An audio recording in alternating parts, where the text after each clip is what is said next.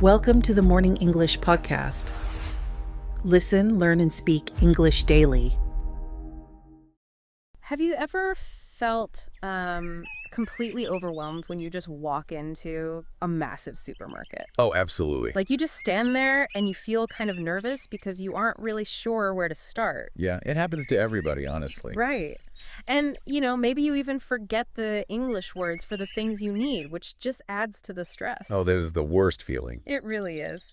Well, good morning, everyone, and welcome to our deep dive. It is such a beautiful, peaceful morning out here in our garden. It really is. The birds are so loud today, but in a good way.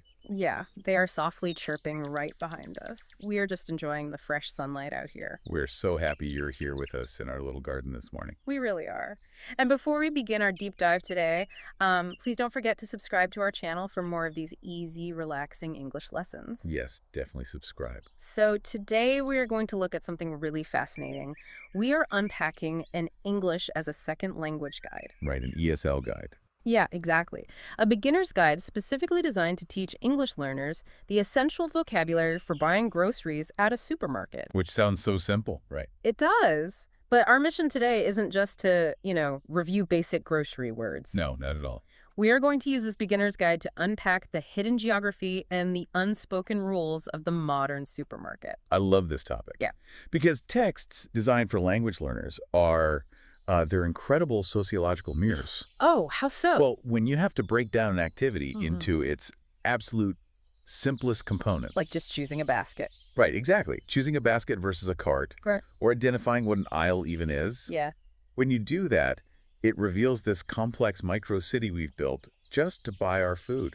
A micro-city. I like that. We really do sleepwalk through the whole routine, don't we? We completely do. So if we are treating this place like a micro-city, we have to start with the geography. Makes sense. Where does the guide start? Well, the source text describes supermarkets as large self-service stores where everything is in one place. Okay, self-service. That's a huge concept. It is. And the guide breaks the store down into these distinct ecosystems. Like different neighborhoods in the city. Exactly. You have the produce section, which is fresh fruits and vegetables. Right, lots of color there. Then the dairy section, and the guide specifically mentions refrigerated milk and cheese. Okay, refrigerated. That's a key word. Yeah, it really focuses on the temperature. It also lists the bakery, frozen foods, and snacks and beverages. So it's mapping out all the major zones. It is. And then it gets into the microgeography. It defines aisles as the passages between shelves. And shelves are just the flat surfaces holding the stuff, right? Exactly. But I want to push back on this a little bit, or at least unpack it. Go for it. Because if the supermarket is a structured city grid, the produce section is like the city park, right? Oh, that's a great analogy. Yeah. Yeah, it's fresh, it's open, it's usually right at the entrance. Right. And then the aisles are like these dense, towering residential blocks. Just walls of boxes. Exactly. But the text makes a really big point of specifying the refrigerated dairy section and the freezer section. It does. Why is the temperature-controlled geography so central to how we navigate these spaces? That is a great question. You have to look at the evolution of shopping to understand it. Okay, take me back. Well, think about human behavior before supermarkets. You used to visit small, specialized shops. Right, like a butcher for meat. Exactly. The butcher, the baker, the greengrocer. Yeah. But this all-in-one model fundamentally changed our behavior. Because everything is under one roof now. Yes, and the layout isn't accidental. The text highlights these temperature sections because they dictate your physical path. Oh, because of the cold chain. Exactly. You have to understand the difference between a dry goods aisle and a refrigerated perimeter section to successfully hunt and gather. Because if you grab your ice cream first... It's going to melt while you look for pasta in aisle 4. Right. So the English vocabulary lesson is actually a logistical survival lesson. It totally is. You are learning how to map the terrain so your milk doesn't spoil. That makes so much sense. Okay, so moving from the geography to the tools of the trade. The physical items we use to shop. Yes. The text explicitly defines the two main vehicles for shopping. The basket and the cart. Right. And it defines a basket as a small container used if you are buying only a few things. Only a few things, okay. And a shopping cart, or a trolley, is defined as a wheeled cart used to carry many items. Right, the big metal cages. I just find it highly amusing that the source makes such a clear distinction based on volume. Well, it changes everything, doesn't it? It does. Here's where it gets really interesting to me. Choosing a basket versus a cart at the entrance is essentially predicting your own future. It really is. Does the text imply a psychological difference between basket shoppers and cart shoppers? Oh, absolutely. What's fascinating here is how the source directly links the physical tool to the shopper's intention. How so? Well, think about the basket. It represents a targeted, quick mission. Right, you just run in for milk. Yeah, and it physically limits how much you can buy. Because it literally hurts your arm if it gets too heavy. Exactly. The pain is a braking system. But the cart represents the bulk buy.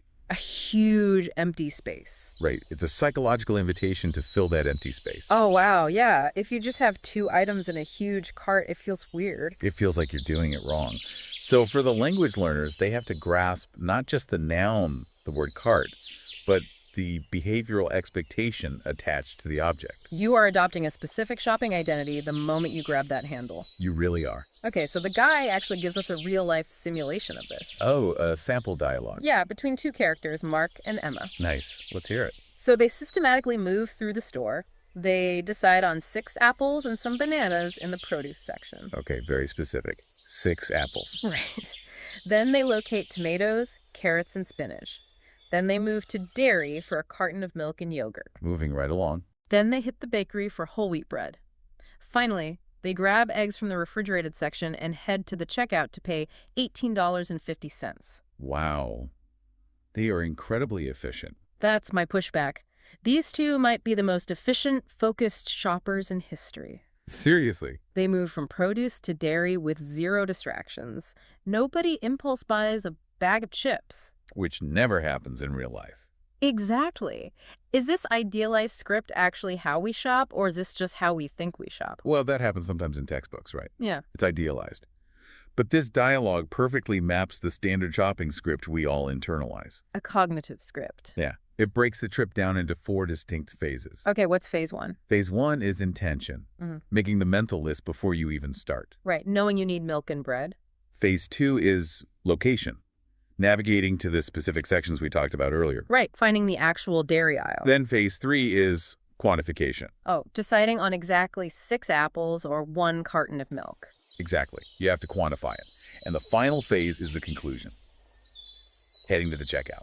So even though real life involves impulse buys and just wandering around, having this foundational script is necessary. It is. It allows us to function in environments specifically designed to distract us. Because supermarkets are totally trying to distract you. Oh, constantly. End caps, bright colors, sales. You need that 4-phase armor to survive. That makes total sense. But what happens when the armor breaks down? Like when you can't find something? Exactly. Let's talk about a problem scenario, because the guide actually covers the language of commerce, vulnerability, and inquiry. Ooh, that's a really vulnerable position to be in. It is. The text highlights useful phrases for asking for help, like, which aisle has pasta? A very common question. Right, and asking about price. Is this on sale? Or is there any discount? Good to know those phrases. Yeah, and it includes this mini dialogue where a customer asks an employee where the rice is. Okay, how does that go? The employee says it's in aisle 3, and then the customer learns there is a 10% discount. Oh, nice. Good for them. But I want to talk about the awkwardness of this. We're surrounded by literally thousands of items in these massive stores. Tens of thousands, usually. Right. Yet, when we can't find something, we have to go up to a total stranger and admit we can't find a basic bag of rice. It is a little embarrassing. It is. How does the language provided in the text help mitigate that awkwardness? This raises an important question about power dynamics and precision in commerce. Power dynamics in the grocery store. Absolutely.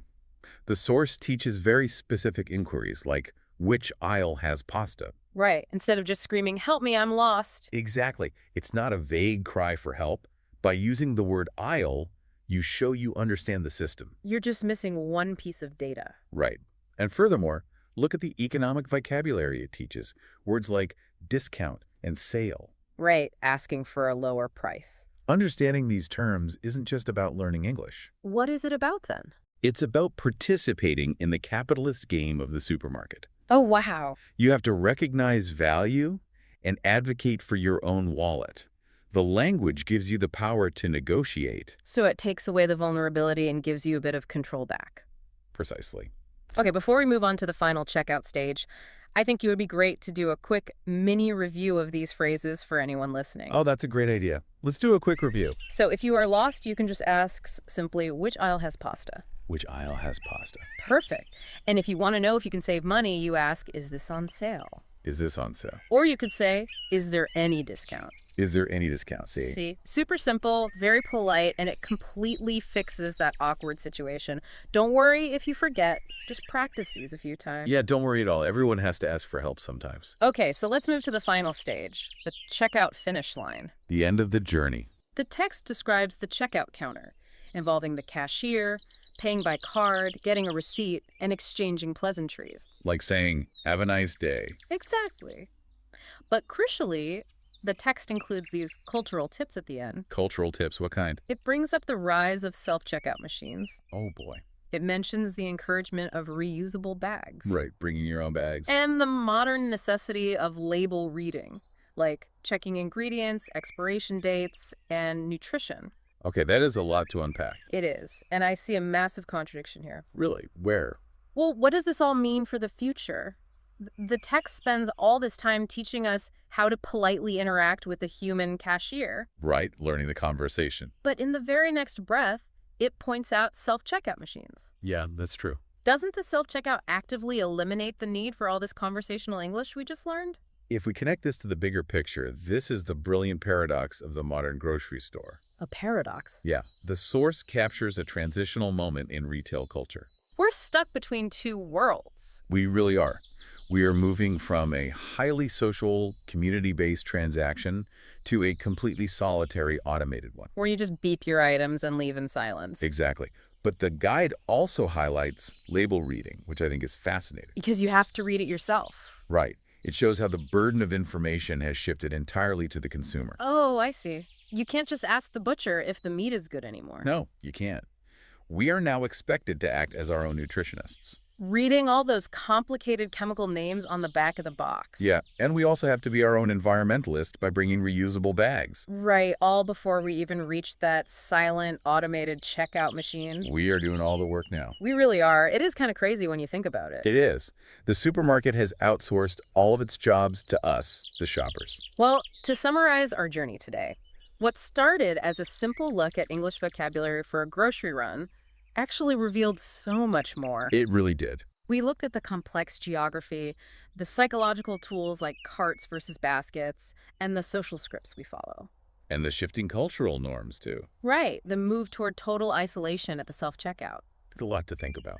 It is. And the next time you, our listener, grab a basket or push a cart down aisle 5, you'll likely notice all this. You won't be able to unsee it. You'll see the invisible script you're following, the careful categorization of the food around you, and that highly specific dance you perform at the checkout counter. You'll be hyper aware of everything. So we want to leave you with one final provocative thought today. Something to think about while you drink your morning coffee. Exactly. As technology advances with the rise of grocery delivery apps and stores without any checkout counters at all. Oh yeah, the stores where cameras just track what you take. Right.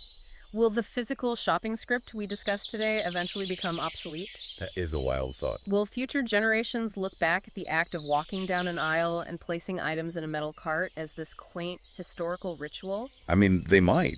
The ESL guys of the future might just teach you how to talk to your smart fridge. Right. Hello, fridge. Please order more milk. Exactly. Well, before we go, we just want to say thank you so much to our amazing listeners. Yes. Thank you for spending your morning with us in the garden. We truly appreciate your support. Tell us in the comments, do you prefer the basket or the cart? Oh, that's a great question. Let us know. We love reading your messages, and please don't forget to subscribe for more easy and fun English lessons. And give this video a like if it helped you today. Definitely. Share it with someone who wants to improve their English, or maybe just someone who hates grocery shopping. Yeah, they might find it interesting. Until next time, keep practicing, keep asking questions, and enjoy the rest of your morning. Bye for now, everyone. Goodbye, everyone.